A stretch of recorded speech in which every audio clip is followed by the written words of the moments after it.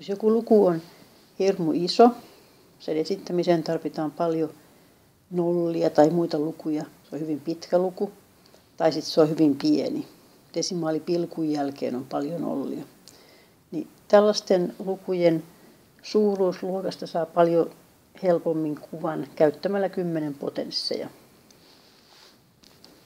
Esimerkiksi tämä ensimmäinen luku. 123 kertaa 10 potenssiin 12. Tai sama asia näin, että 1,23 kertaa 10 potenssiin 14. Tai tämä alempi pieni luku 10 potenssiin miinus 6 suuruusluokkaa. Kun tällaisia lukuja laitetaan laskimeen, niin siellä on tyypillisesti tämmöinen E- tai EE-näppäin. Eli laitetaan se kerroin sinne ja sitten se 10 potenssit on E-näppäimen jälkeen. Jos se on negatiivinen, niin sitten tämä miinusmerkkisenä. No, toinen tapa esittää näitä 10 potenssia on etuliitteiden avulla. Kilowatti, millisekunti. Niin siinähän tämä kilo on lyhenne tuhannelle. Tai milli on lyhenne tuhannesosalle. Näitä kerrannaisyksiköitä on nyt tuossa seuraavassa taulukossa ja katsotaan sitä vähän tarkemmin. Ihan ensimmäisenä näistä huomataan, että mitä täällä esiintyy 10 potenssia. 10 potenssiin 18, 10 potenssiin 6, 12 tai negatiivisella puolella samoin, niin lähes kaikkihan nämä on 3-jaollisia nämä eksponentit näissä. Ainoastaan tässä niin kuin deka, desi, sentti, ne on poikkeuksia näihin vähän vanhanaikaisia etuliitteitä.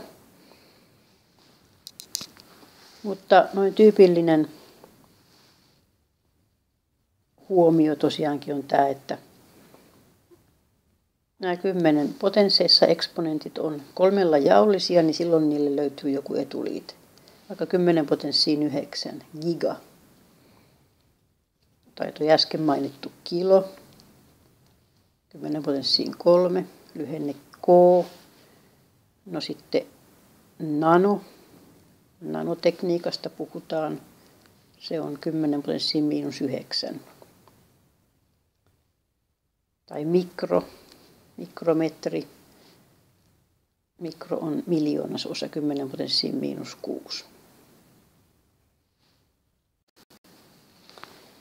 Jos minulla on vaikka luku 57 200 tasan, niin miten mä nyt esittäisin tämän sitten 10 potenssien avulla? No, jos mä haluan ne tuhannet esittää, se oli siis 10 potenssiin 3, 57,2 kertaa 10 potenssiin 3. Mutta yhtä hyvinhän mä voisin panna sen pilkun heti tuon pitoisen jälkeen, 5,72. Silloin se olisi 10 potenssiin 4. Kumpaa nyt pitäisi käyttää? No sanoisin, että jos ei ole mitään yksikköä, jos on vaan paljas luku, niin käyttäisin tuota jälkimmäistä. Mutta jos mulla olisi ollut 57 200 jouleja vaikkapa, niin silloin mä käyttäisin tuota ylempää, koska silloin mä pääsen käyttämään sitä etuliitettä, kilojoulea. Eli jos on yksiköt mukana, niin silloin kannattaa katsoa, että pystyisikö noita kerrannaisyksiköitä käyttämään etuliitteitä yksikölle. Ja sen mukaan valita näistä, mitä muotoa käyttää. Tai jos on 0,000352 metriä, niin silloin mun kannattaa laskea, että montas täällä nyt on. Täällä on tasoissa olisi 3 siirrettynä olisi tuossa, 6 olisi tässä.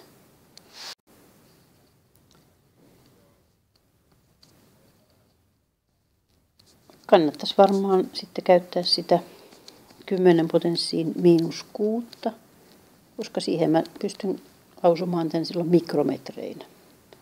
352 mikrometriä.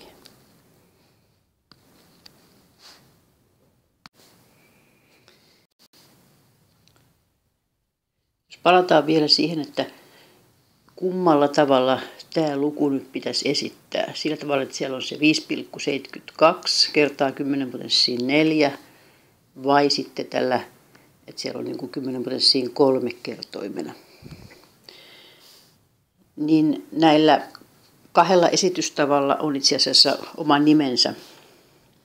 Eli silloin kun tämmöinen luku ilmoitetaan niin, että siellä kertoimena on ensimmäinen merkitsevä numero pilkku jotain, ja sitten sopiva 10 potenssi, niin se on nimeltään tieteellinen muoto. Tai jos esitetään sillä tavalla, että saadaan sopiva kerrannaisyksikkö käyttöön, eli täällä 10 potenssina on joku 3-jaollinen, niin tämä on nimeltään insinöörimuoto tai tekninen muoto. Et laskimin asetuksissa usein esitetään tällaiset vaihtoehdot. Siinä mielessä ne on hyvä tietää, että missä muodossa haluaa esittää tuloksensa.